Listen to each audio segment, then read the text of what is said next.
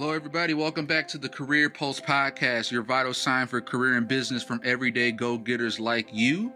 We're about to kick off episode 4 today with the interview we recorded with Ciearra Jefferson.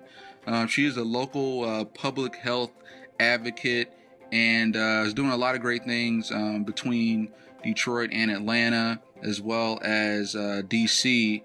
She was actually a top student in her class at Howard University, and recently came back to Detroit to work for Detroit Medical Center, did study abroad in Africa, and was actually recognized by President Barack Obama during the May 2016 commencement. Was really going on to do great things. She was actually a church member with me at Macedonia Baptist, so we kind of grew up together, but just to see her go off and do a lot of good things was very amazing to see. So this episode, I think what you're really going to take away from this episode, we talk a lot about the power of role models, how they can really show you the path versus what society might, think otherwise. We get into some life-changing and mind-boggling experiences. Like, once again, she did a 6-month study abroad in South Africa, which included experiences, everything from chasing a live chicken around a village to taking her final exam for the University of Cape Town at the floor seating of the rugby stadium with 1,000 other students, and how shaking that was. We talk about the importance of having a mental board of directors. We dive more into that. Also being placed out of your comfort zone and why that's necessary. And always accepting the challenge. The power of faith really got her through some competitive challenges. A really nice quote from her grandmother, really like, always give thanks in whatever situation as opposed to for whatever situation. And Ciearra kind of breaks that down more into the practical. And she also mentions how things always weren't always great, but if you don't get through that bad day, then you never get through the good one.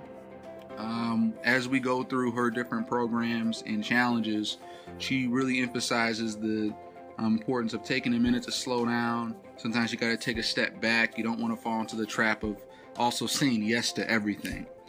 And also, being patient. And also, she did go through some trials as far as the trap of comparing yourself to others. You never know what someone else is going through behind closed doors. We're so quick to wish we were in someone else's situation. And her, comparison to others and the anxiety from that ranged from her competitive days at Howard to, daily updates on Snapchat, how we all kind of fall victim to always comparing ourselves to other people, and how we can continually mentally self-assess on how to combat that. And she also talks about when's the last time worrying has made things better. There's no fault in evolving, and we should always be different. And not really rely on trying to conform. She's happy being different. We talk about how to not overload your to-do list, because it will mentally make you shut down. I think we've all been there before. And finally, we got to pay for those little sacrifices, maybe missing those parties on Saturday nights, in order to get the proper work done. And I think one of the biggest things she talked about too is don't be complacent, but content with where you are. So, ladies and gentlemen, feel free to enjoy and listen to the following podcast with the one, the only, Ciearra Jefferson.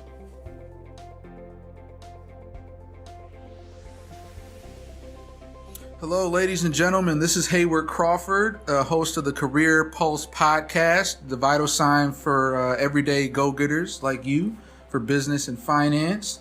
I'm here with Miss Ciearra Jefferson, who is going to be our 4th official guest on the podcast. And just to give you a little bit of information about Ciearra, she is a recent summa cum laude graduate of Howard University.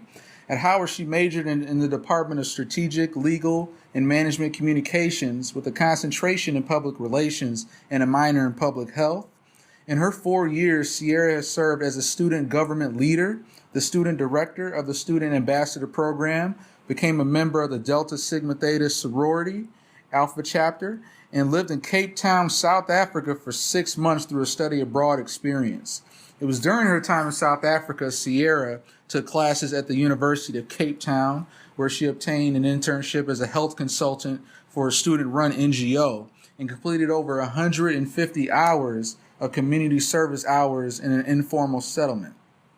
Ciearra also has received several awards for her dedication both academically and professionally. Ciearra holds a Bacchus Gamma Certification, stands as the who's who among students in American colleges and universities 2015 to 2016 scholar.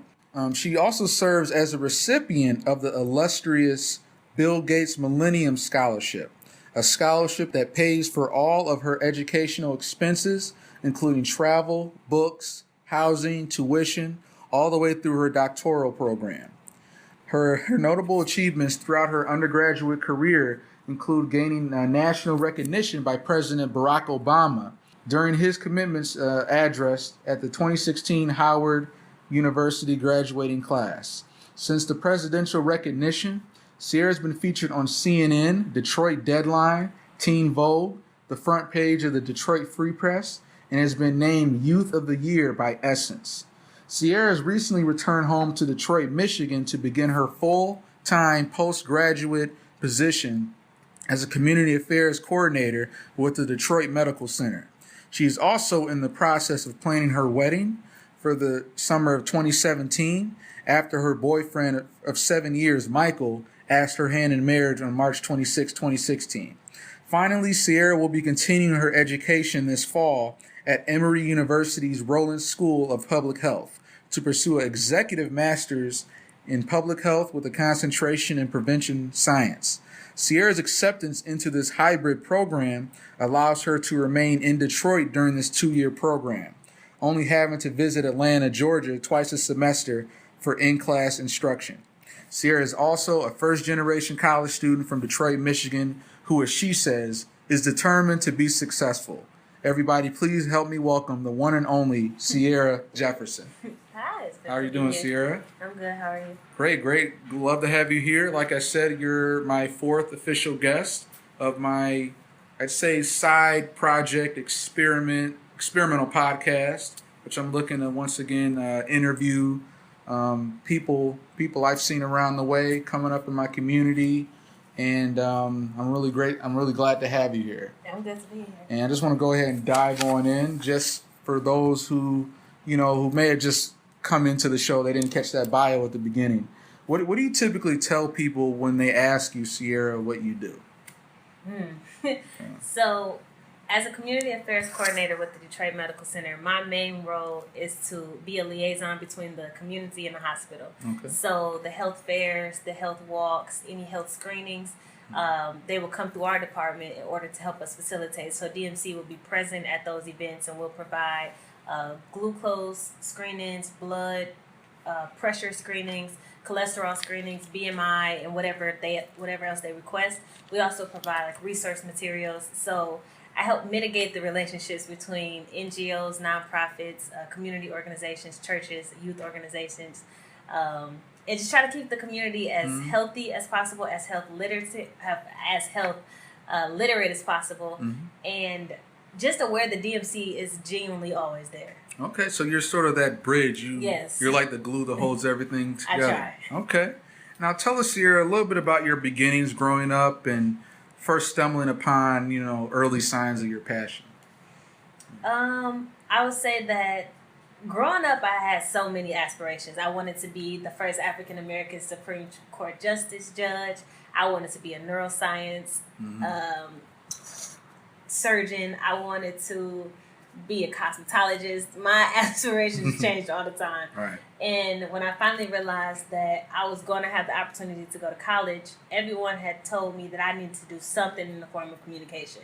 So at my school, they have several concentrations in communications. And when I went to Howard, I started as a legal communications major because that was more recently when I wanted to be the Supreme Court Justice Judge. Okay. So I'm like, okay, this is perfect. Right.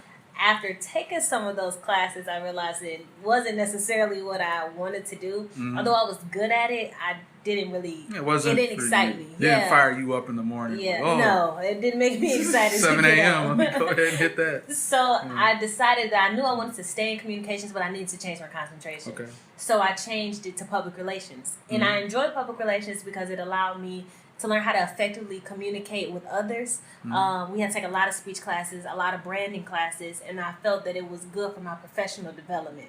But for some reason, career-wise, it still didn't seem like that's what I wanted to do. But I was too late in the game to switch it because I was going to be there for a little longer if I did. So at that time, I was trying to declare a minor. So I had the opportunity to study abroad, cost-free because of the Bill Gates Millennium Scholarship. And I chose to go to South Africa. So in South Africa, they had 3, I guess you could say, concentrations that you could study in. You could study in public health, you could study in politics, or you could study in financial management. Okay. So of all of that, what sounded the most interesting to me was public health. So I decided to take some classes, health-based, and when I got there, I fell in love.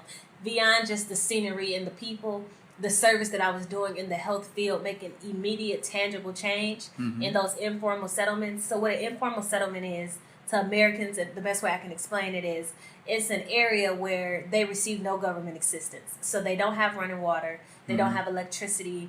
You will walk to a well to fill up the water. Children have to complete their homework before sun goes down because there are no lights to turn on. And they build their homes with whatever you can find around you. So homes are made from straw. They're made from car pieces. They're made from boards.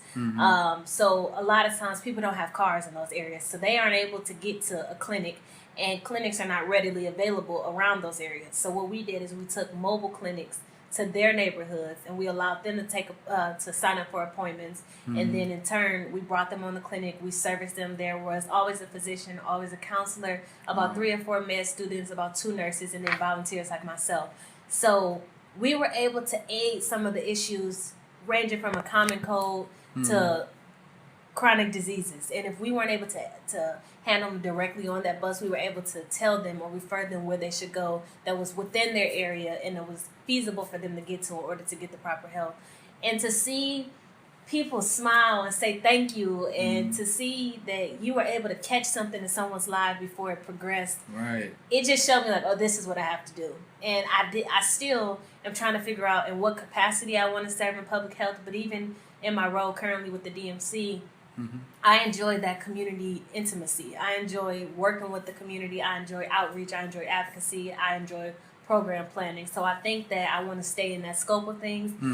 Right now I'm doing it at a local level. I would like to eventually move on to a state or national level. And if at all possible, throughout the tenure of my career, I would love to do international and potentially return back to South Africa because I think about it almost every day. Wow. So, and what year was that? I studied there January to June in 2015. So my second semester of my junior year. So, I mean, in essence, I mean, like when it says informal settlement, like in your bio, it was sort of like in the edge of the world. Yeah. And wasn't just like, oh, you know, the Hilton right next door. Under no circumstances. There were bugs the size of my head. They have dogs there like we have squirrels here. A lot of times we would have to ride a horse to get to the well because it was about 3 miles down. I had the experience to chase a chicken for dinner. It's genuinely a completely different experience. And a lot of times here you think, oh, I have it so bad, or this problem or that problem. But to see people living in what I would consider an inhumane condition and still be able to smile, still be able to move on, it was admirable. And it changed my perspective on life, not only with my professional career, but just with my internal self. Like, it showed me that you're too blessed to be stressed, and what you need to do is you need to take your understanding of the world and apply it. Now I need to go back somewhere where they need me more than they really do need me here. And take what I've learned here and expand. So when President Obama said that I want to be a change agent, I mean it. Like, I have some plans. And I'm just trying to soak up as much knowledge as I can to make sure that when I do choose to execute, it's a sustainable type of plan as opposed to immediate gratification. Man, that's an excellent way to put it. Thanks. So what would you say What does a day in the life of Ciearra Jefferson look like from the time you wake up until you hit the pillow again? Yeah. So I'll get up around 6 and I begin to get ready for work. I try to be out of the house no later than 7:30. If it's one of them days, it might turn into 8. And I will arrive at DMC probably around 8:30. Okay. Go into my office upstairs and just make sure I've gathered myself before I start the work day. Then I'll go downstairs to what we call our health insurance office, because from 10 to 3, we offer walk-in appointments for anyone in the community who does not have health insurance. So what we'll do is we'll enroll you either in Medicaid if you're eligible, and if not, we'll try to get you in the marketplace. Right now, the marketplace is closed, so we're doing special enrollment. Okay. But at the start of November 1st, the marketplace is open, so typically appointments are coming back and forth. So I'll go down into the health insurance office. I'll tend to that office until around 3. After 3, a lot of times I have off-site meetings, or I will have an event that I have to go to, or an event that's being held in the hospital that I have to tend to or check on the vendors with. I'm typically out of the office, I would say on average by 6 o'clock. I've definitely had some late days, and I've had some times when my director is like, hey, you can get out of here a little early. After I leave, I try to tend to at least one outside errand that I have to do, whether it's getting my glasses fixed or picking up a few things for work, outfit-wise, or grocery shopping, which is just, I can't stand grocery shopping. Time-consuming? Yes, so time-consuming. Yeah. Do you do it, though? I do it, or I'll work out a good deal with my mom, and I'll make the list, and I'll give her the money, and I'll beg her to do it for me. I feel you, because I don't... That's on my Yeah, it's not enjoyable. It is really time consuming. Very. And I don't know what I'm doing. I'm not an expert at it. I don't know how to find. I don't have the patience to try to find the deals or clip the coupons and go over here and just like. I spend 3 hours just trying to make my list. Right. I go from store to store. I hit like 4 stores in my grocery shopping. Yeah. But after I handle whatever I've designated for that day, I'll probably make it home. Hopefully by 8. And then I'll cook, I'll take a look at the bedroom, take a look at the bathroom, make sure it's still okay. Because I have I'm very meticulous about the way things look. Like, I don't like clutter. My brain doesn't really work. So I try to make sure everything is in order. And then I rest. I'm currently working on a very, very, very big project that I'm hoping to have completed by September at the latest. And I try to spend about an hour working on that, and then I spend about an hour figuring some stuff out with the wedding, whether it's the guest list or what we're gonna wear, or look at just even browsing through stuff, and then I'll just relax. Recently, I just finished the series of Being Mary Jane. I was not hip on that at all, but everybody at work kept talking about it, so I'm like, I need to watch this. So I finally finished all 3 series. So now I've moved on to something different called Homeland, which is on Showtime. I heard of Homeland, and I just started it yesterday, and this may be sickening to hear, but I'm already on episode 9. How do you do it? Yeah. So you like, obviously, schedule like 1 or 2 hours. Okay, this is just Being Mary Jane hour. Yeah. All right, work's done. 1 or 2 hours. Or sometimes I'll just get distracted, and me saying I'll watch 2 episodes has turned into I'll watch 5 episodes. So I have to take a break. Today I told myself I can't watch it. Well, Sunday, that's the best day to. But I understand. I watched the first 3 seasons of Homeland. I kind of fell off of Homeland. Really? Oh, so you're hip? Okay. Yeah, I'm hip on it. I haven't watched the past 2 years of it, but I remember the first 3.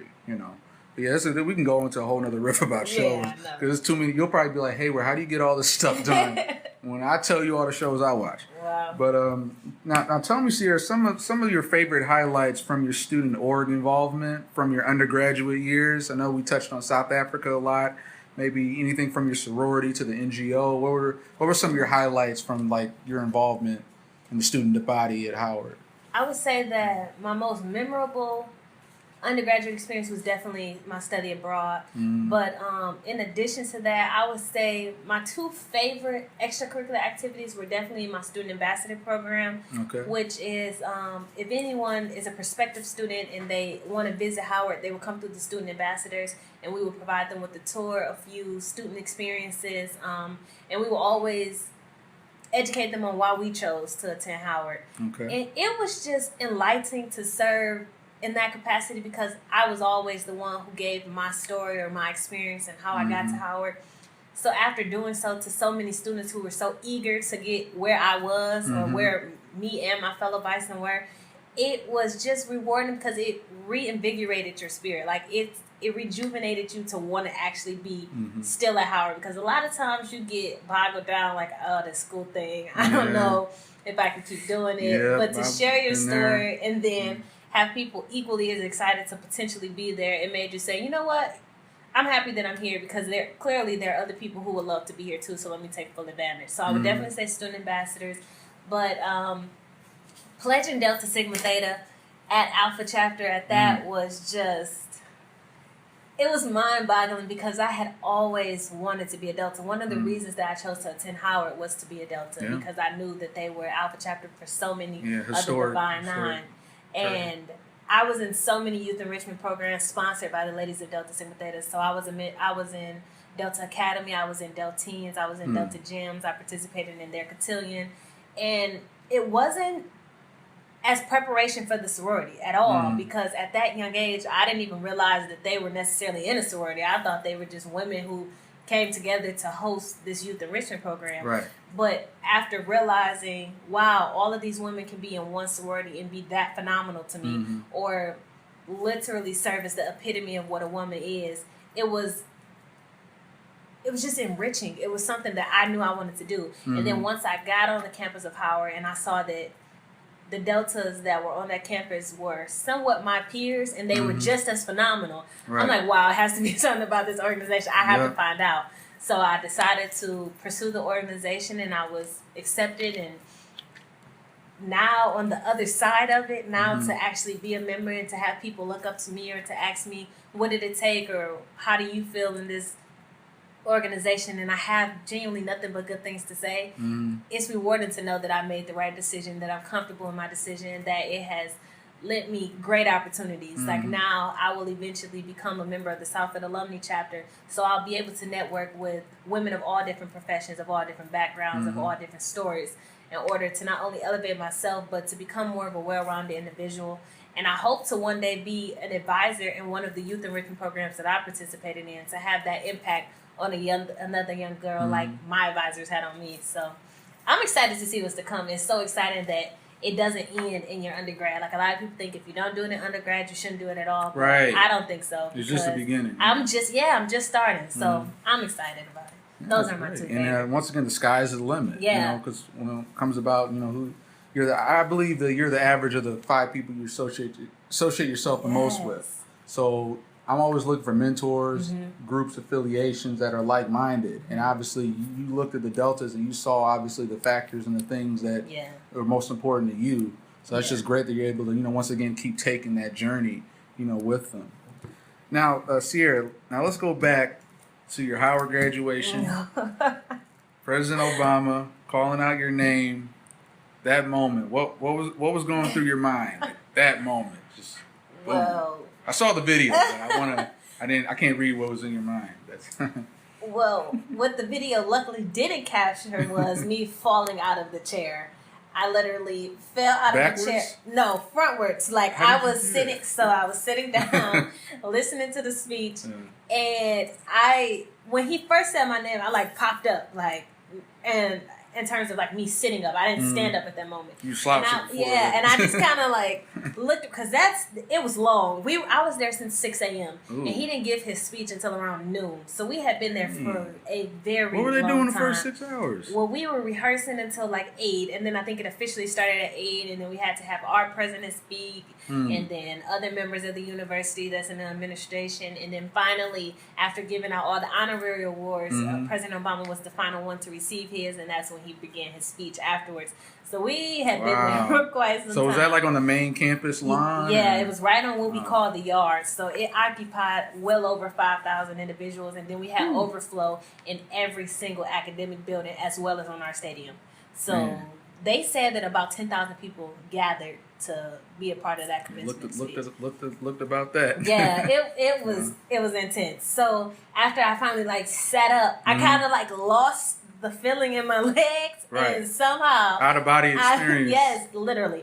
I fell out the chair, and my line sisters were sitting on both sides of me. They were like, Ciearra, he is talking about you. Like, stand up before I stand up for you. And then I was like, oh my gosh. So the whole time I'm standing up, I'm not really understanding that the President of the United States is making a reference to me. And then when he began to elaborate, like it wasn't just, I'm going to say her name as a reference. He had clearly learned about me. So when he began to elaborate on my story, I could not hold back the tears. I was so grateful. I was just so appreciative of that experience because I'm the first person in my family to go to college. So my family coming to Howard for my graduation was their first time on a college campus. So that in itself was an experience. But for them to see their daughter, their granddaughter, their niece, their cousin, their sister graduate was already enough satisfaction for them. But to hear unexpectedly the President of the United States mention her, the video still gives me chills. It's just like, I couldn't believe it. I still smile from ear to ear when I think about it because it's something that I never expected. But I'm so grateful. I'm so grateful for the opportunity. It just gave me that extra push to keep doing what I'm doing. And even a resume builder on top of that. I mean, just alone. I mean, that could be that's a bullet point worth gold. You know, not that I mean, you already have so much more going on anyway. But top of that, you know. But yeah, definitely. I mean, I looked through the video and I still get chills. Wow. And you know, Reverend Minor over in Macedonia, obviously, he was just. I think he probably fell out of his chair too when he saw it. But, you know, we couldn't be more proud of you, Thank you with that. So much. Now, I know it's been a crazy year for you, you know, since your commencement. Can you tell us a little bit about, like, post-Obama shout-out? What has this year been like for you? It's only been, like, 4 months? Yeah. It's only been 4 months since May. It's been very short. Three months almost.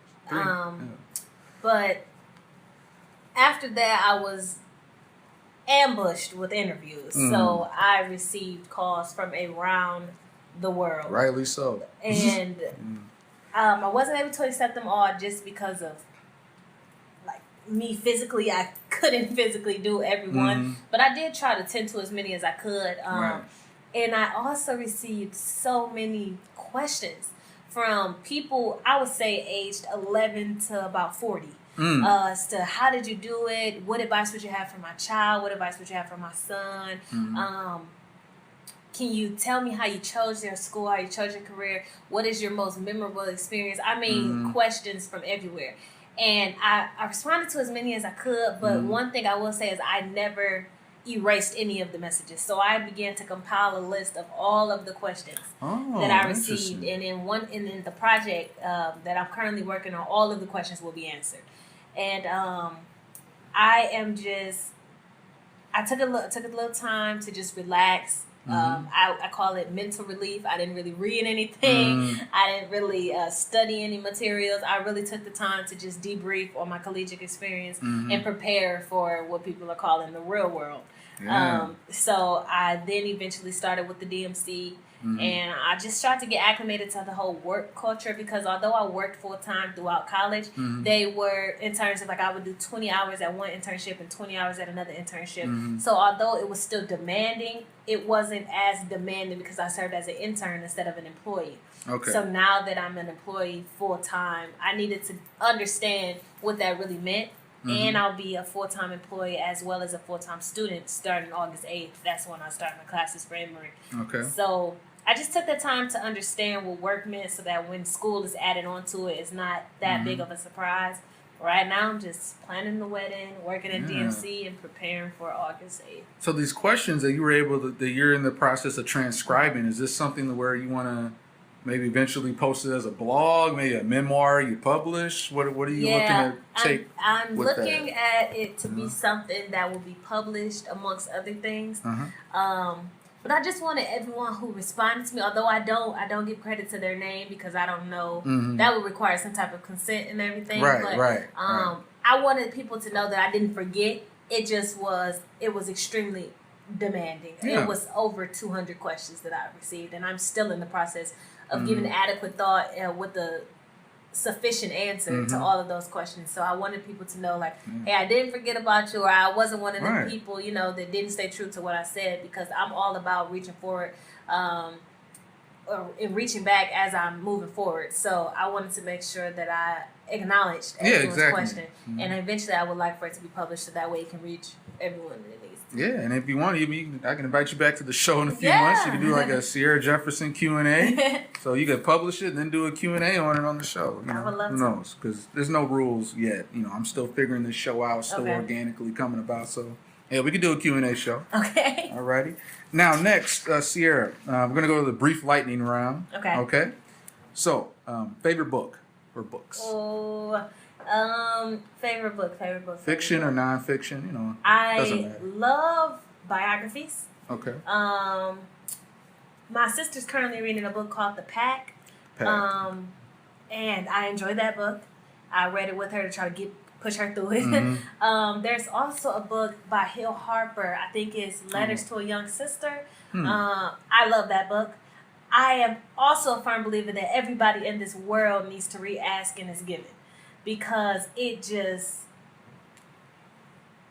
Ask and It Is Given. Ask and It Is Given. Who was that by? See, that is where you lose. I don't even remember, but I will know the cover if I've seen it. And I want to say that that's the only book with that title. Hopefully so.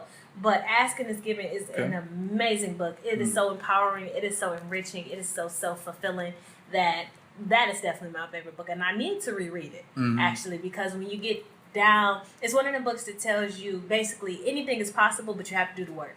So if I find some time before I start school, I probably could finish that book in about 2 weeks, because that's how great it is. But it's pretty lengthy. But that is definitely my favorite book. I'm definitely gonna look that one up. And Ciearra, what is your like a favorite film or documentary? I know there's a lot out there. Any that come to mind? Favorite film or one recently? Okay, so I'm terrible at movies. Like, I will tell you a secret, and I still have never seen Lion King. So, I know that I have fallen very behind with movies. I'm trying to think a favorite film or documentary. If any, you know. I don't know. I don't think that I have one. Favorite TV show, Mary Jane? Oh, my favorite I guess TV technically, you know. It's definitely Law and Order. So Law and Order SVU is something that was my joint back in the day. From. So that's one. My friends have gotten me into Grey's Anatomy, but I'm so behind. Like, I'm literally still in the first season that I don't think I can declare it as my favorite TV show That yet. show's like 10, 15 years old. Yes. So I'm very behind in that. And right now, I would say The Homeland is up at the top too. Okay. And if we're talking about comedies, then I will always be a Martin fan. Like, Martin. I will always be a Martin fan. It's funny, every time I drive down Jefferson, I see that literally Jefferson Avenue, that same building. And they never shot here. Right. All right, Martin. Okay. iPhone or Android? Oh, iPhone for sure. I've had an iPhone since the first iPhone. Okay. iPhone for sure. Dogs, cats, or neither? Neither.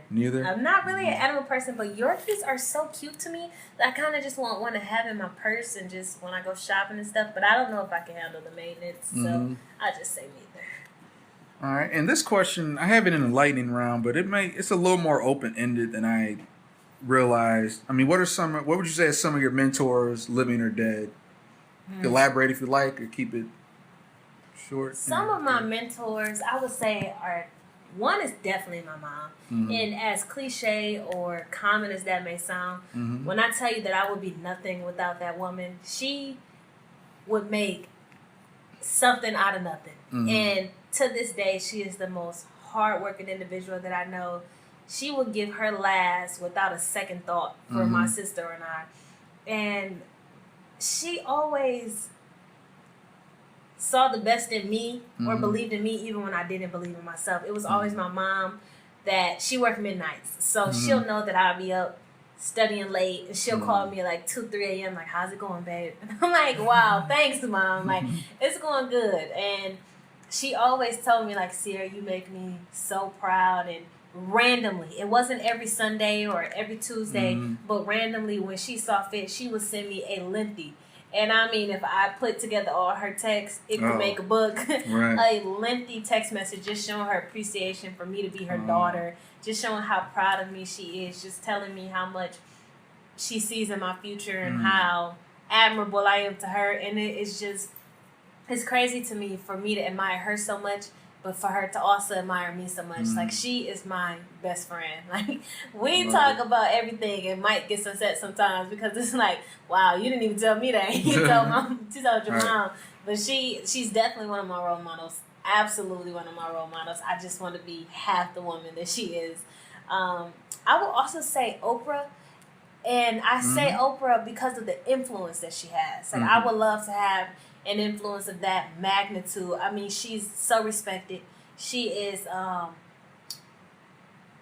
she's powerful. She will shine light on areas that have often been taboo. She's very transparent. She's very open, and her mind is like no other. I mean, she will take one idea and turn it into 7. And from what I can see, because of course I don't know her personally, but she is very selfless. Like, she has open opportunities for the people around her and the people that were in her life. And that's what my goal is. Not only to be respected, but also to have an influence that will allow me to bring other people up with me. So I would definitely say Oprah. And I would say President Barack Obama, because of his fearlessness. He has been put in a ridiculed position. He has been demeaned several times. He has been fought against mentally and emotionally and professionally and with his manhood, just in several ways. But he remains determined on his goal. He remains composed. He remains respectful. And he remains genuine. So President Barack Obama, and someone on a local scale, I would say the men in my church, some of the people like Pastor Twyman, Reverend Minor, because they bring spiritual influence. And spirituality is something that's really big for me. I believe in the power of the tongue. I believe in through all things I can do with Christ by my side. I believe in a bigger destiny. I believe in something that's bigger than me. And they are always people who I look at who not only preach the word, but live by the word. So some of the men in my church are definitely role models to me, because they're always there at they're at their availability, but when I need them the most, they're there. And they show me the path that I should be on, regardless of what the world is also showing me. So but they still are relatable, and that's what I like the most. It's not so much that you're a spiritual leader that I only listen to, but you're a spiritual leader that I listen to but also connect with. And that's important to me in order for me to feel like it's something that's attainable. So those, I think I said like 3 or 4 people, but that's my board of directors. Yeah, that's what I was about to say. You read my mind. Mentor, board of directors. Yes. I think if a lot of people applied those same principles, but a lot of times we don't think about that. We have a role model here, someone we may, ask for advice from, but to have that, mental board of directors, your advisory board, it's a great way to implement, throughout your life. Now, how often would you say you are challenged to get out of your comfort zone? I would say very often, especially working in the heart of the city. So my primary hospital is Sinai Grace. Okay. So I work on 6 Mile and Schaefer, and oftentimes people come in with extenuating circumstances, or what I would call a tough shell. So when you're trying to help them, they're not really receptive. So a lot of times I have to take myself out of myself and put my feelings in their situation and begin to understand, well, if you had a loved one in this hospital suffering tremendously, would you just be as eager to have this conversation right now? So a lot of times in the workplace, I've had to take myself out of my comfort zone. Even at some of the events, if I'm not familiar with the area that I'm serving in, that's no longer comforting. But I know that there's a job and there's a need in this community, so I have to make myself comfortable or feel secure enough to still move forward. And in South Africa, that was nowhere near a comfort zone. And I spent 6 months there. So I would say that very often I'm placed out of my comfort zone, but I think that that's necessary. I think it's necessary for growth, because if you always remain in the same situation, you're only used to the same things. So even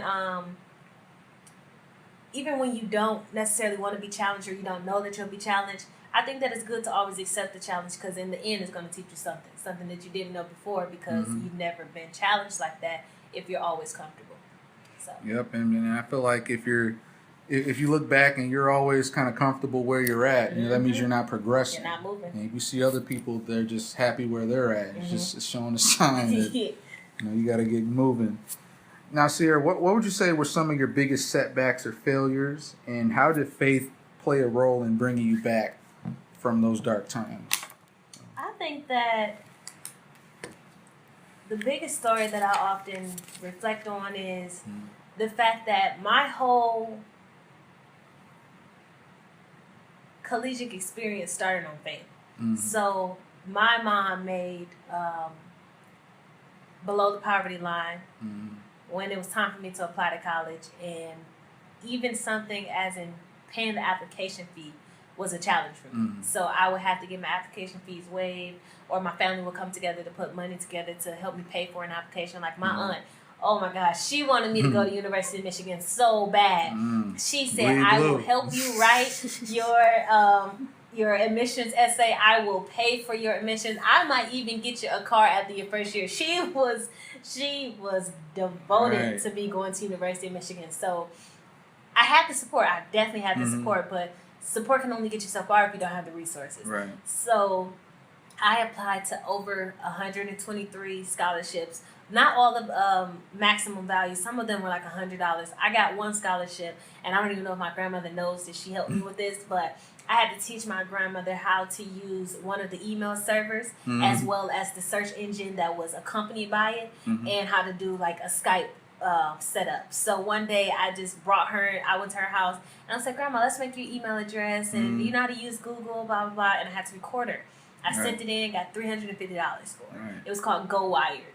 And I don't even know if she knows that she helped me with that. So was she helping you send out applications? No, she was learning how to use it. So it was supposed to be able to teach someone not in your age group, whether they be younger or be older than you. But if you chose someone older than you, the scholarship value is more. How to keep them involved with the evolving technology. Because I guess the mission of that organization is to make sure everyone is equipped technology-wise, and make sure no one falls behind, because technology is moving so fast. Right. So I had to teach her how to use Google, and I had to teach her how to use Gmail, and teach her how to use some type of webcam. So Google had Google Hangouts. So I helped her with that. Okay. So whole time... Yeah, Google Hangouts hard. I tried doing that a couple times. It took us a little while, a few takes, but we recorded it, and I sent it in. So I applied for a whole bunch of scholarships, one of them including the Bill Gates Scholarship, and I had no idea whether or not I was going to get it. Over 6,000 people applied for that scholarship, and he only awards it to a maximum of 1,000. And the scholarship was so demanding. It was about 33 pages.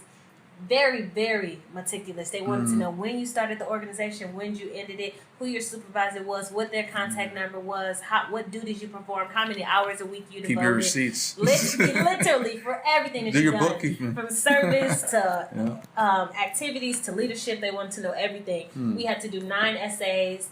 We had to get a minimum of 3 letters of recommendation, and then we went through elimination periods. So that whole process, I knew that I wasn't going to college without a scholarship. We physically could not afford it. Howard is about $60,000 a year. My mother makes half of that to support me here and my younger sister.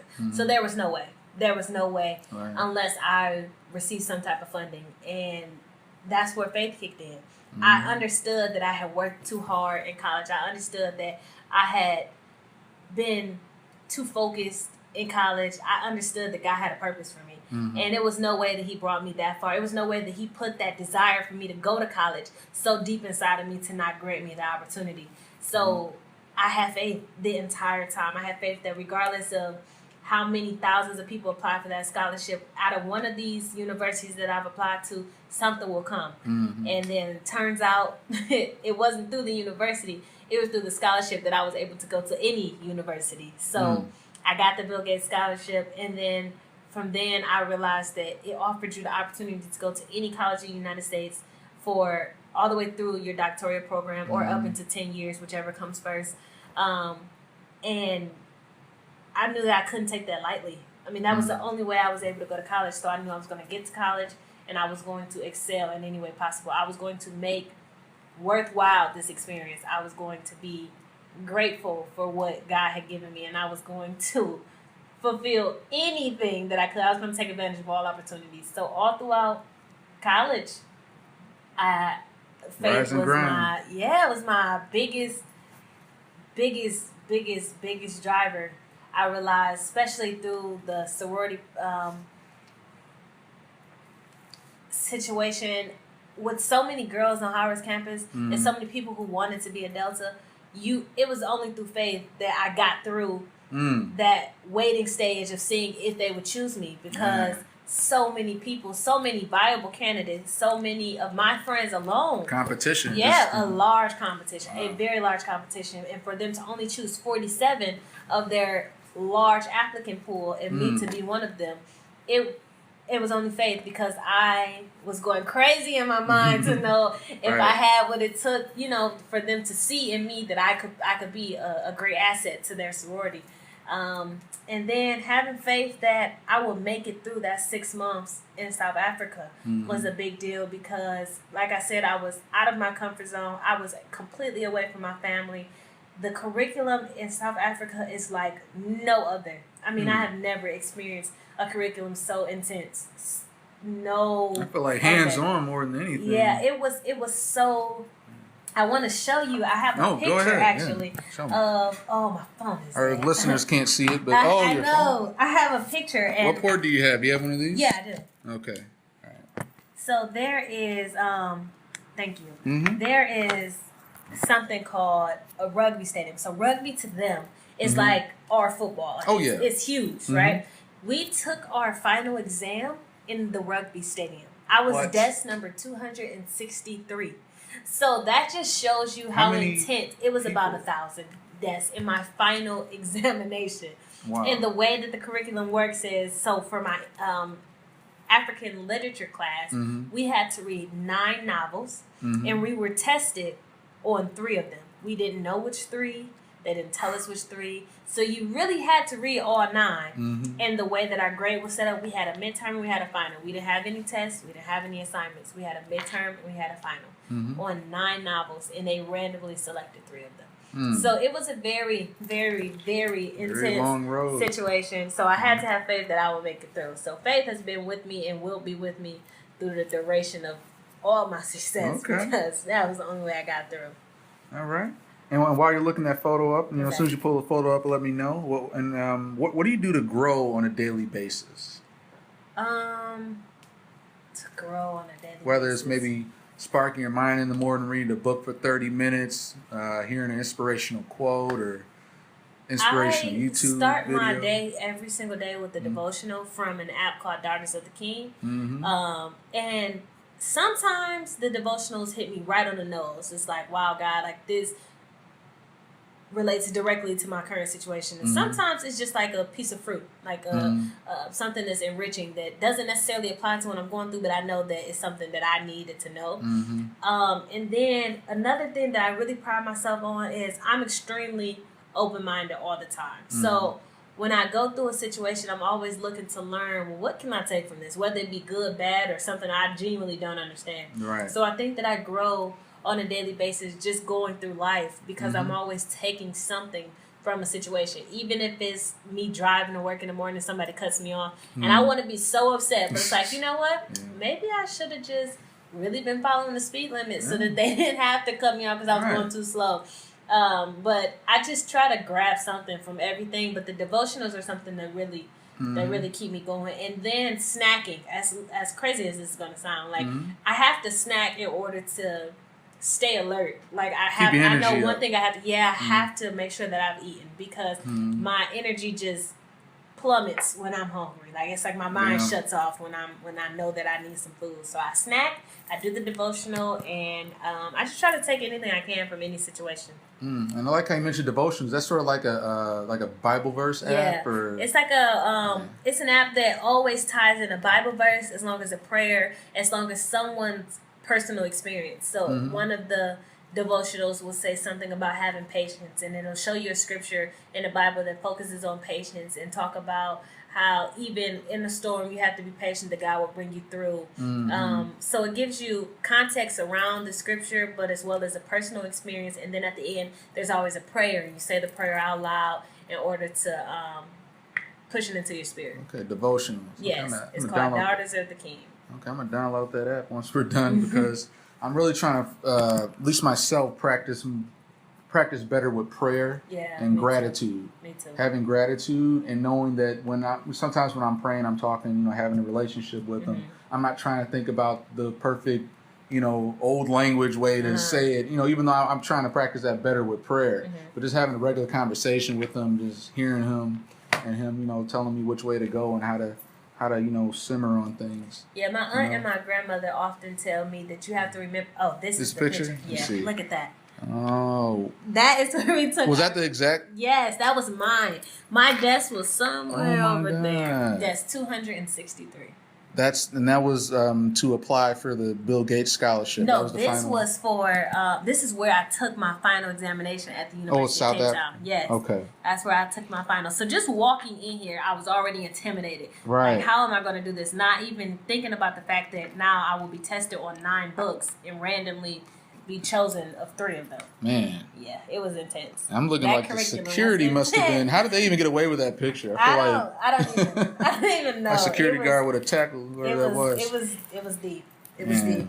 But my grandmother and my aunt and my mom, they always told me to always give thanks in whatever situation as opposed to for whatever situation. So what that basically means is you don't always want to say, I'm thankful for being able to wake up this morning. I'm thankful for you giving me the scholarship, and I'm thankful for you giving me that recognition. But you want to say, in the midst of any storm, you still remain grateful. So I'm thankful. I understand that right now I'm struggling to pay this bill, but I thank you for even allowing me to be in this house to have this bill. Or you want to say, I know that I don't necessarily like my job all the times, although I genuinely love my job. But for those who don't, you don't want to say you don't love every single aspect of it. Exactly.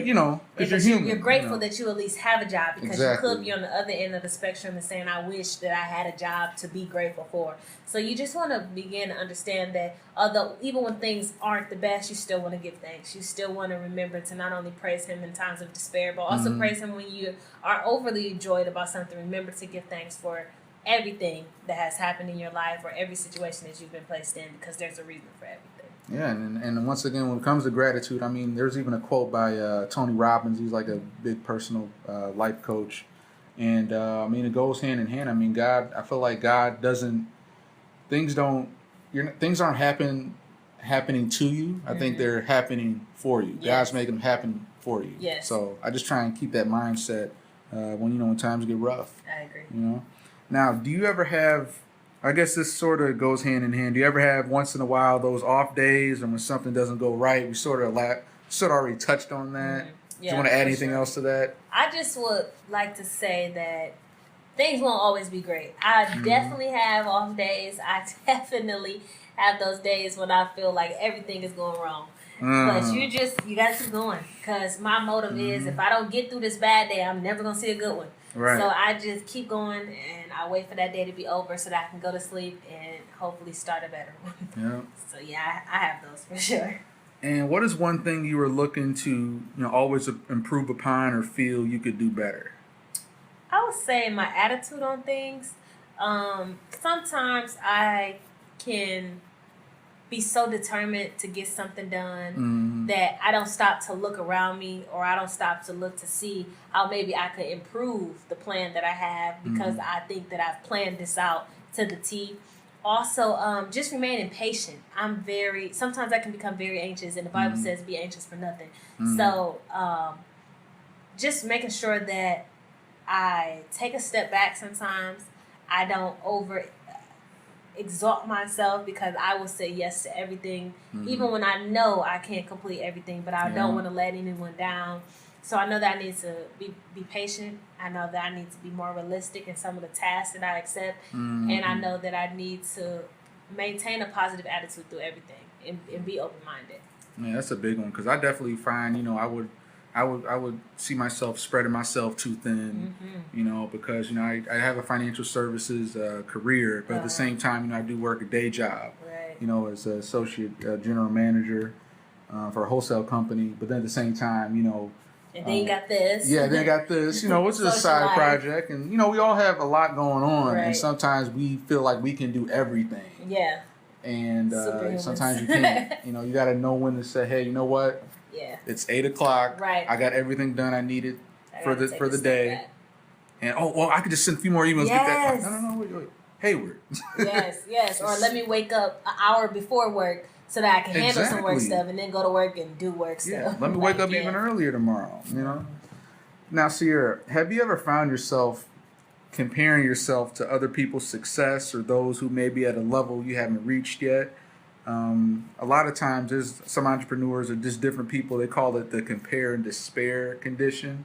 Mm-hmm. And it's common. Do you ever find yourself sort of comparing yourself to somebody else? I do, for sure, but not so much recently. So my freshman year at Howard, it was a completely different experience for me to come from city of Detroit and a lot of, I would say, common-minded individuals. So everybody kind of thought like me, and we all were kind of at the same place. Right. But once I got to Howard, and Howard is so diverse, not only amongst like race, but in terms of intellect. So people come. Howard represents every single state and about 127 countries. Wow. So people come from everywhere. They have completely different experiences. They have completely different journeys.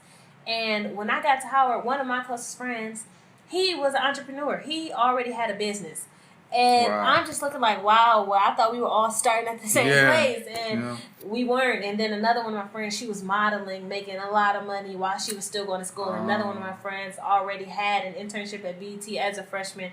So I was oftentimes very discouraged, and I felt like I wasn't doing enough. And to some capacity, I am appreciative of that type of competition because it taught me to try harder, to go further, and to have resilience. But to some capacity, I kind of am upset with myself for allowing me to think like that because now when I look at where I am now, I think you say all the time, God has a plan for you, God has a journey, but you were so focused on the journey that someone else was on that you didn't take time to realize where you were going, you know? So, and another thing is, I don't really suffer from this myself, but I know a lot of my friends suffer from it through the media.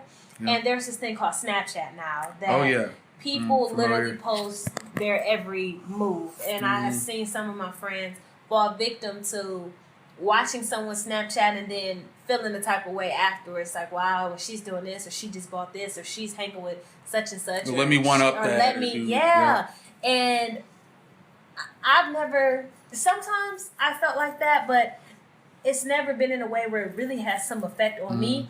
Because a lot of times I'm like, well, we at the same party, so how are you making it seem like that great? I got the wrong angle or something. Right. So a lot of times I see that a lot of people in my generation, like the media, a lot of times can paint this Picasso type of picture, whether it be on Instagram, like everything's or Snapchat. Perfect. Everything's I'm balling. perfect. Like you ain't supposed to be balling in college. Exactly. Or I got money like this, or I got the best relationship, and I don't really have that problem, but I will say freshman year, I compared myself to a lot of my peers because I thought I came in with the assumption that we will all be starting fresh, and I didn't realize that even in college, everyone has their own journey. So, I was a victim of comparative despair. I think we all are. I mean, everyone has that unfair. I mean, some people just have that unfair advantage where you look at them like, wow, why are they where they're at? Yeah. I mean, you don't know what their family ties are, what they have going on. And it's just something to where there's always somebody else. Even like a lot of the big entrepreneurs out in Silicon Valley, you know, they got a $5 million, $10 million startup. Guess what? There's somebody with $1 billion startup out there they're comparing themselves to when they say it in the interview. So it's like, there's always that, but I just always try and keep an open mind on just like, this is the path I'm on. Good for them. Yeah. And just, once again, going back to gratitude, being happy for them. Exactly. You know, once again, I try not to be too gullible to where, okay, they're clearly like feeling some type of way or something like that, you know. I'll keep my distance, but at the same time, like I feel like just having that gratitude of just being happy for them, but this is where my path is going, and just practicing that more, you know, really helps. And being confident in where you're going, you know. One thing that I say all the time is I don't want to compare anyone because I don't necessarily know what you're dealing with behind closed doors. Exactly. So you may have this huge glass house with this great car that drives itself, but be dealing with complicated health issues or not genuinely help you with yourself. And I don't want to ever begin to say, "Wow, I wish I had this person's life," because when you say stuff like that, then you may not get the part that you thought that you were asking for. So I just try to make sure that as long as I'm content in whatever situation I'm placed in, I don't have any complaints. I try not to worry because I just was watching, oh my gosh, I didn't make it to church this morning. So whenever I don't make it to church, I still make sure I get the word in some type of way. So I watched a video by Cheryl Brady. It was talking about stress management. And she was talking about how worrying is something that is unnatural. Worrying is a learned behavior. She made reference to, have you ever seen a baby come out worrying? Like, you don't. So you realize that you have taught yourself to worry. And she said, and I just want everybody to take a second and think about that one time when you worried and it made things better. And she said, and if you say that you have, then I know that you're lying because you haven't. Worrying has never made things better. It always makes it worse. So one of the biggest tips for stress management is to stop worrying. Because think about it. If you're worrying about something you can't change, all you're doing is making it worse. And if you're worrying about something you can change, stop worrying and just do it. So that one taught me a lot today. And just to say that it's no need for me to worry about somebody else because that's something I can't change. If I want to get to a higher level, then I need to do what it takes to get there. So why worry about what you did and just focus on myself and do it myself. So well said, well put. Now, what would you say? Would you say that you're okay with just being different, just being you, doing you? Pretty definitely. Yeah, I am. Howard is it is the breeding ground of individuality. I mean, everybody on that campus is something different. I think I really found my identity at Howard. A lot of people, even some of my friends, when I came back, they told me I changed, and I always would challenge them. Well, what's wrong with changing? You know, like I think that you should be applauding me for changing as opposed to coming back as the same individual that I was 4 years ago. So I don't see any fault in being different or standing out or evolving or changing or finding a different passion or a different interest. I love individuality. I love to be unique. I will always be different from someone. So why try to conform? Because you will never be the same. So my mom always says all the time, often imitate it but never duplicate it. And I listen to that all the time. Like, you know what? That's right. I could do that. I could be different. I could be happy in being different. So yeah, I would say yes. Oh yeah. Now, this question I touched on when you came back and talked to the teens, the teen council over at our church, and I asked for you to talk to the kids about the importance of time management. Do you ever feel like it's a constant juggling act, or do you feel it can be mastered with practice? What's your ideas on just managing time? I feel like time management skills can be mastered, but time management is something that you have to do daily. So I don't think you can necessarily master it, but I do think that you can come to a firm understanding. What I would say is time management is everything. It's everything for productivity. It's everything for efficiency. It is something that you have to come to grips with in order to make sure that you're getting things done, in my opinion. I manage my time by my planner. Like, my planner goes with me everywhere. See? Yes. The work Bible. Yes, literally. It goes with me everywhere. I will break things down from the time. So I know at 10 o'clock I have an appointment. I know at 11 o'clock I have to work on an hour with this paper. I know that at 12 o'clock I need to take lunch. I know that at 2 o'clock I will write things down. But one thing that I've learned recently, and my friends have been the ones to put this in my mind, is you can't overload your to-do list because it will cause you to have a mental shutdown. You see so much on that list and end up getting nothing done because you realize you had so much to do. And I know it sounds crazy, but it's so true. So what I'll do is, if I know I have about 5 things that I need to do after work, I won't put all 5 things on my Monday because I know that it's unrealistic it'll get done. So I'll say 1 thing on Monday, 1 thing on Tuesday, 1 thing on Wednesday, 1 thing on Thursday, 1 thing on Friday. And then that way it could actually get done. I could actually make it work. But with time management, one thing I'll say is you have to figure out what works for you. Like, my fiance will not do anything on Monday because he knows that he needs that day to just rest. So his time management is doing nothing on Monday. He will go to work and he will come home. But throughout the week he'll get things done. I learned that with my time management, I have to just make sure I make a realistic schedule. So I do my schedule every day. So every night I'll put the schedule for tomorrow together in my planner. And then on the weekend, I still look at my planner on the weekend. Some people will say I really only use my planner for the work week, but I use my planner Monday through Sunday. Right. So I think that it's important to find what works for you. And I'm still very, very old school. I still use paper. I still use pencils as opposed to pen. I write as opposed to type. So I write my stuff down. I have one of my coworkers. Everything on her phone is like reminders. That type of stuff is not good for me because electronically I'm not there yet. Like I don't use reminders. I couldn't even figure out how to get to Siri on my iPhone. Like I know as crazy as I'm not into Siri much either. It just doesn't work for me. But I feel like figuring out what works for you could definitely help with the time management. Yeah, and I'm a big advocate on just writing things down. Yes. I first started using one of these at-a-glance planners 9 years ago. Okay. My first sales job during college, and I haven't looked back since. But I've recently come aboard with Google Calendar. I'm sort of overloading it a little bit too much. I find myself, I like to schedule my to-do list. I find that instead of writing this whole list down, I used to get very overloaded. Okay. Just having this to-do list, it would carry over to the next day, next week. So there's a couple techniques I was studying on about just scheduling your to-dos. So you schedule them throughout the week. But sometimes my Google Calendar still gets overloaded with stuff, and I know I realistically can't do it all. But then I'll make sure on here I get the basic main priorities done, so of that day. You have two to do it. Well, yeah, I mean, I have the Google Calendar, which is basically anything, I could better plot out when to do it specifically that day. Okay. But then I'll make sure the main priorities of that day are written on here. Okay. So I make sure they get done, and then little things in between, like mid to very important priorities, they'll go on the Google Calendar, so I can kind of say, okay, I could put that here or do that this time of the day. Okay. So it's a method to the madness, but overall, I still believe in the good old writing it down. So At a Glance, that's the brand of it? Well, yeah, that's the name of it. Okay. At a Glance, I used to use At a Glance, Office Depot. Okay. And I have it. I like that it has a lot of space. Yeah. Okay. And I used to, At a Glance used to have, the At a Glance one had the time increments in it. Really? But I've been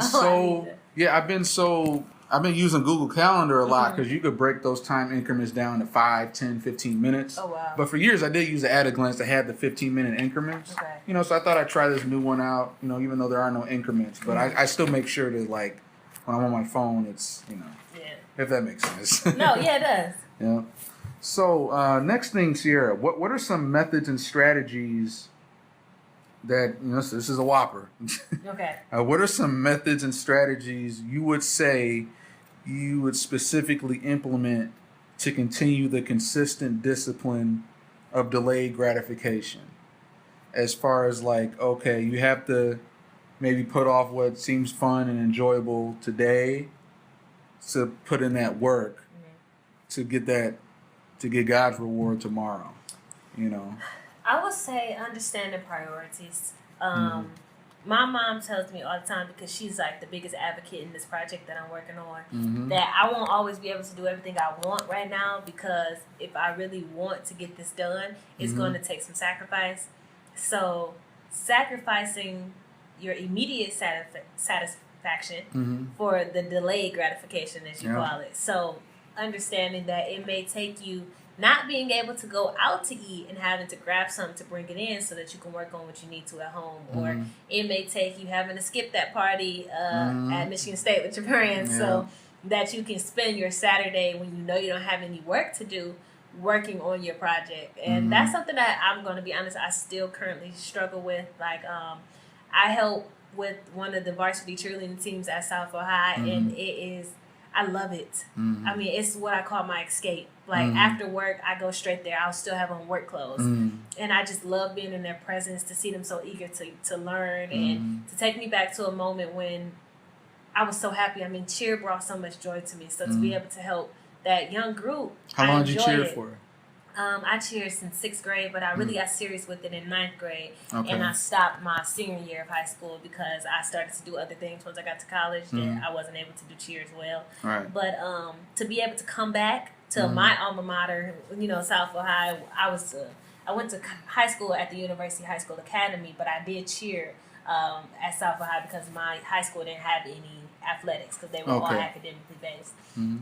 So to go back there, it makes me happy, but it also takes away the time that I could be spending evolving my project. Right. So my mom would say all the time, Ciearra, instead of going every day, you might need to go twice a week as opposed to going 5 days a week. You mean coaching cheer? Coaching, yeah. Versus working on the project. Yeah. So I would say sacrifice, and that's something that I'm still struggling with, just learning how to sacrifice immediate satisfaction for delayed gratification. So sacrifice is one of the biggest things I would say, in understanding your priorities, understanding that you have to work now in order to play later. Okay. Now, Ciearra, how important did you feel it was to return to Detroit to continue your education? Yeah. I thought that it was very important to return to Detroit because Detroit has been so good to me. It was what laid my foundation for me to be successful in the future. I feel like if I didn't experience some of the things that I did here in the city, or see some of the things, or been a part of some of the turmoil of the city, then I wouldn't have had some of the foundations or some of the building blocks that I had when I went to Howard to understand my experience. So I wanted to come back with the knowledge that I have gained and implement it in my city. I mean, before I took it somewhere else, I wanted to come back and make sure my city was good. Right. So that's why I tried to work somewhere where I would have a direct impact on the community. So the DMC offered me that opportunity. And once I got that, I knew that it was like God's way of saying you can come home. Yeah. So I came home, and I plan to be here until I finish my graduate program with Emory, which should be about 2 years. And then I don't want to say that I will be leaving because I don't know. I mean, I guess it just depends on the state of the city, the state of my mind, and what opportunities present itself. I just know I want to continue to advance, I want to continue to evolve, and I want to make tangible change. I don't want to just become a familiar face. I want to become someone who, when they see me, they know the change is soon to come behind it. A game changer. A game changer. Thought leader, yeah. We're glad and lucky to have you back here. Thanks. Yeah. Now, what would you say? This is a little more broad question as well. We touched on it throughout the interview, but what do you love most about what you do right now? Yeah, I would say the impact I have on the community. So being able to interact with so many different people, being able to be an advocate for health, something that's often overlooked, that's often under-discussed, or undermined, being able to teach people that you really do have control of your health, being able to show people the importance of health, the importance of health insurance, the importance of finding a PCP, the importance of making sure that you take control of your life before your life takes control of you. And I think that being able to be an advocate for health, being able to do health outreach and promote health literacy directly with the community as opposed to working behind the scenes or working behind the desk. See, I don't do that. I work in the community, and I'm in the desk very little. Right, you like to be in the field. I like to be in the people. field. Yeah. So I think that the fact that the job offers me that opportunity is by far the best. Awesome. Now, Ciearra, congratulations on your recent engagement. Thank you. And upcoming wedding coming up next summer. Can you tell us a little bit about how you and Michael met and what started you on the path to where you're at now? Best not too forward. So, Mike and I met about 7.5 years ago. And we met at my aunt's house during a memorial barbecue. And he came with my cousin. And he was holding this baby that I used to babysit. Turns out it was his niece. Oh, okay. So I went over, and I had already thought he was cute when I saw him. Like, oh, he's kind of cute. So I saw that he was holding the baby, and I'm like, oh, I know that baby. Like, I used to babysit her. Right. And I went over and I asked, like, hey, can I, hold the baby? And he looked at me like, no, like, this baby doesn't know you. And I'm like, no, I actually does this baby know anyone? Yeah. I was like, actually, no, like, I do know this baby. Like, I used to babysit her. And he was like, this is my niece. You didn't used to babysit her. I've never met you, basically.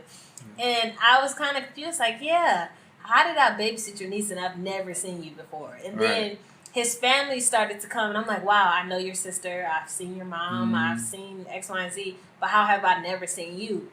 So the barbecue went on, and we were running to each other slowly but surely. And eventually, he asked for my number.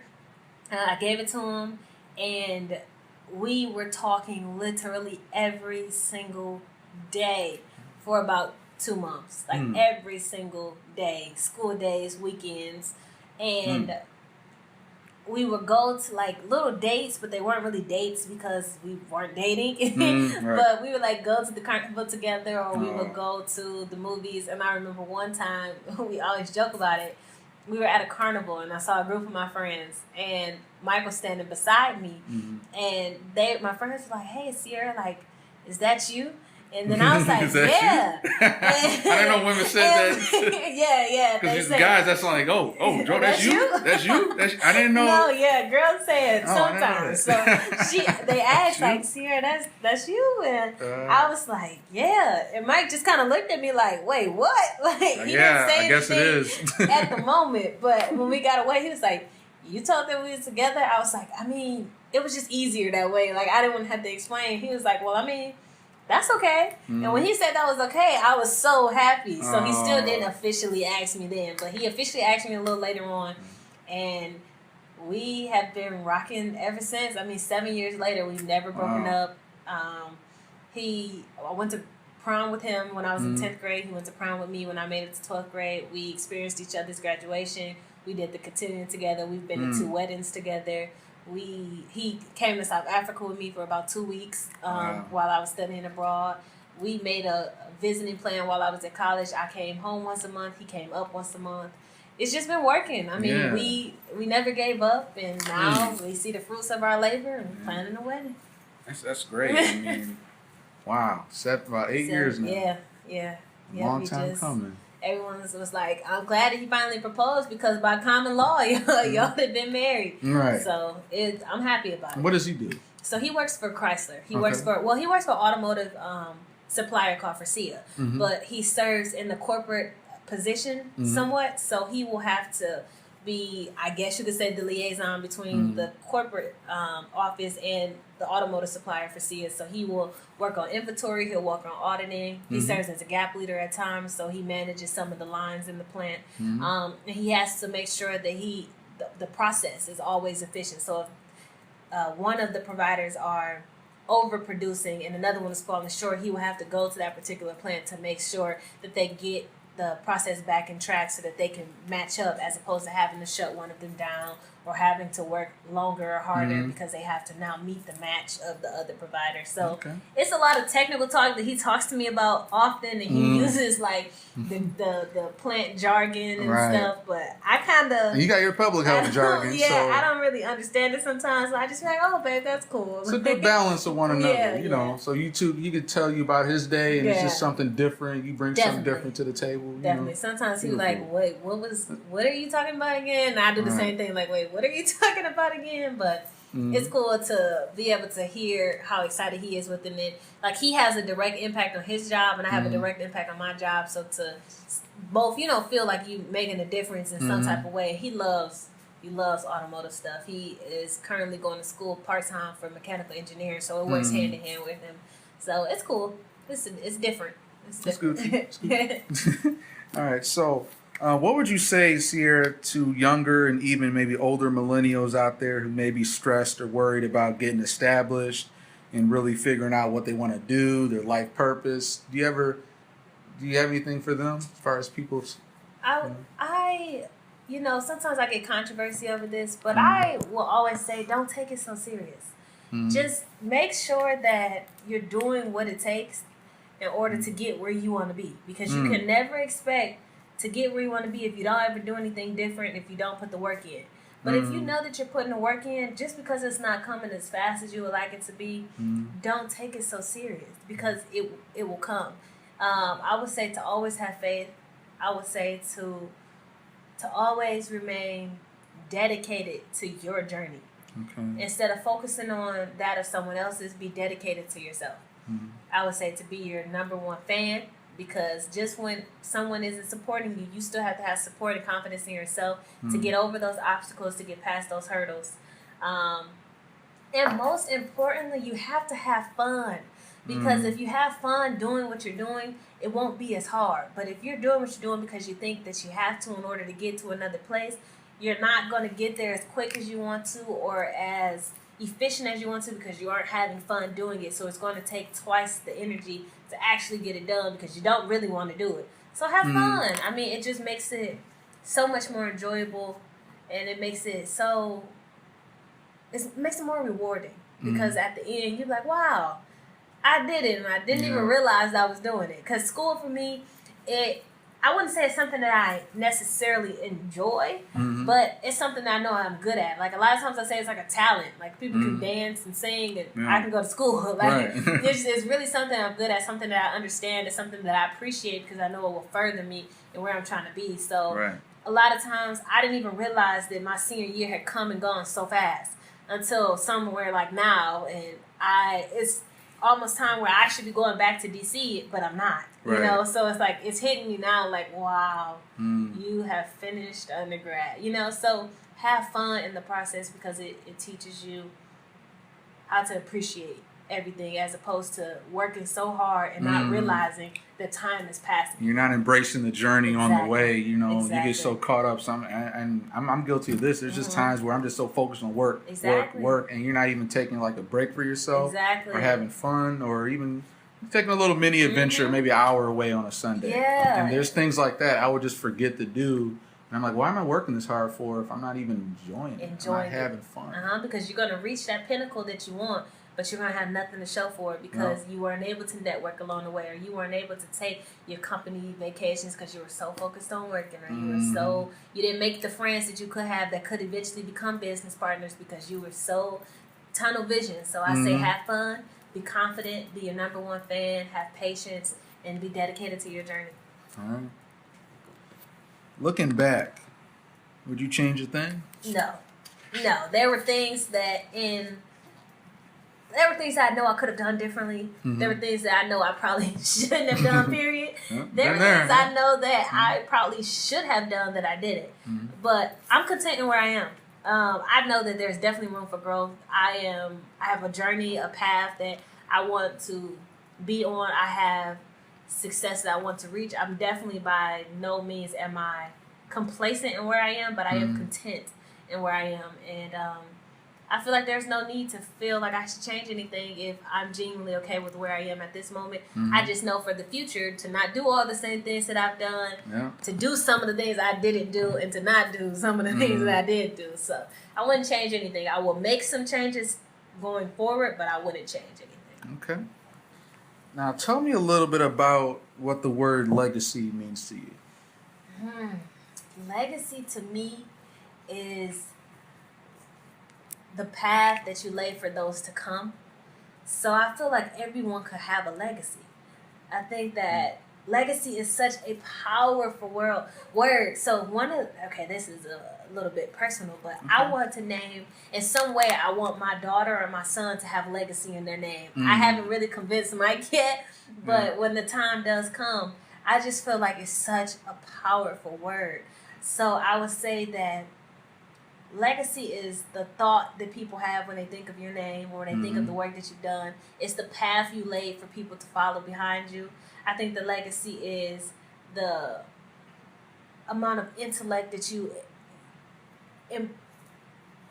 put into an experience. So when I say that, I mean, if like in this position right now with DMC, if I really give it my all, if I put out some very powerful programs, if I bring in a large enrollment for our Medicaid enrollment rate, once I leave the DMC, the legacy that I will have an implication to my work. So they will see that she really was devoted to her work, so that when I move on to something else and I'm trying to make a larger legacy, it will always still be reflected in the work with the DMC that I left a legacy that was prominent enough to allow me or to show me or to validate the work that I will be doing in the future, if that makes sense.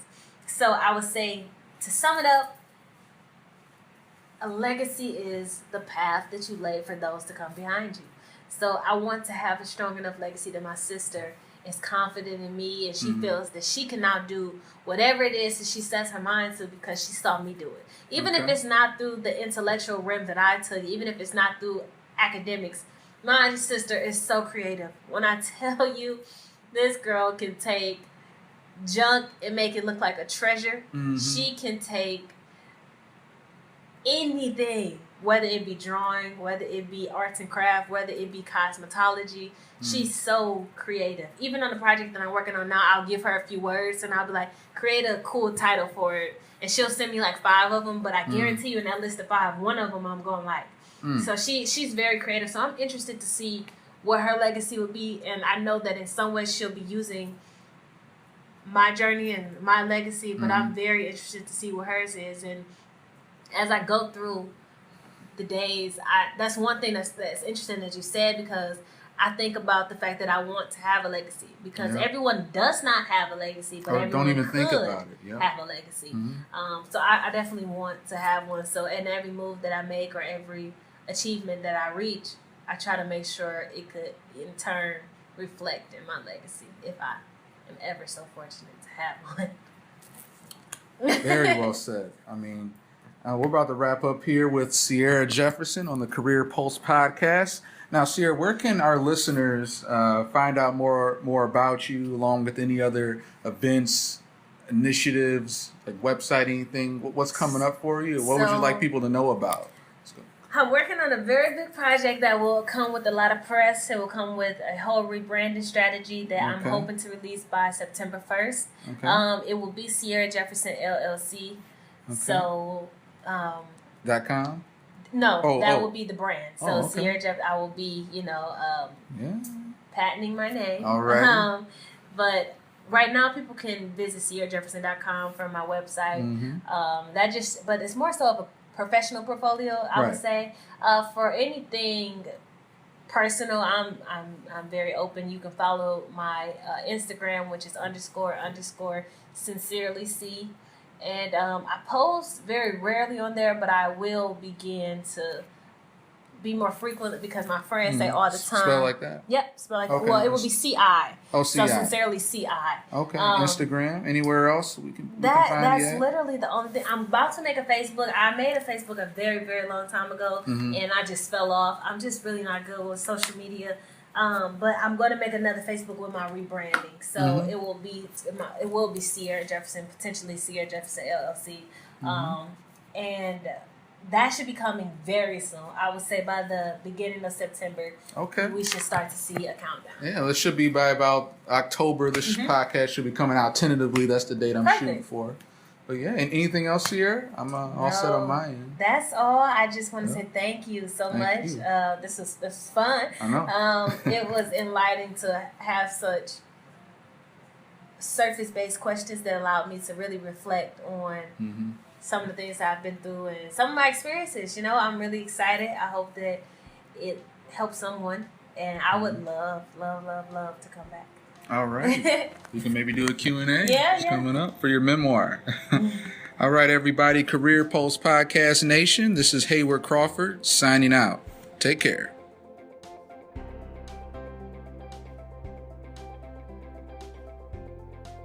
All right, guys. So there you have it. The one and only Ciearra Jefferson.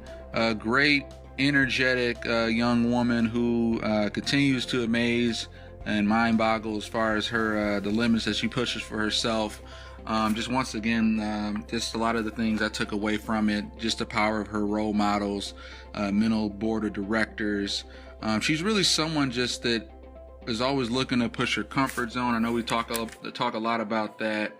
I think a really good quote from her that she got from her grandmother is always give thanks in whatever situation as opposed to for whatever situation. And just a quick update, because we did actually shoot that back in July of 2016, and this episode should be dropping actually toward the end of January of 2017. So it's been a few months, but overall she's doing well. Her wedding, her and Michael, their wedding is actually set for August of 2018. So they're giving themselves a little bit more time so she can get a little bit more into her master's program and get things lined up. But glad all is well with her. And once again, guys, keep on the lookout for more episodes of the Career Pulse podcast as we continue to push through season 1. And just thank you for the listens. Feel free to share, comment on the podcast. Maybe if you know someone who would be a good fit for the show, feel free to contact me on social media. And other than that, we'll see you on the next episode of the Career Pulse podcast. Take care.